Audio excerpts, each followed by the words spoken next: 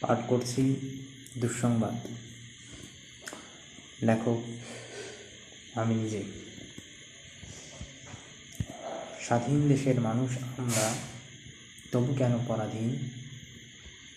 প্রশ্ন তো রয়ে যায়, তবে হয়েছে কি স্বাধীন? এমন ভাবনার কারণ যদি তুমি জানতে চাও, শুনে নাও তুমি বন্দী ব্যতীত অন্য কিছুই না। তুমি কি দেখোনি রাজপথ আজ হয়েছে রঞ্জিত? তুমি কি দেখোনি হায়নার ভয় নেই কেউ আজ ভীত? তুমি কি দেখোনি হায়নাদের এই হিংস্র আক্রমণ? তুমি কি দেখোনি হায়নাদের সেই চিকিৎসালয় গমন? তুমি কি দেখোনি মায়ের জাতির লাঞ্ছনা বঞ্চনা?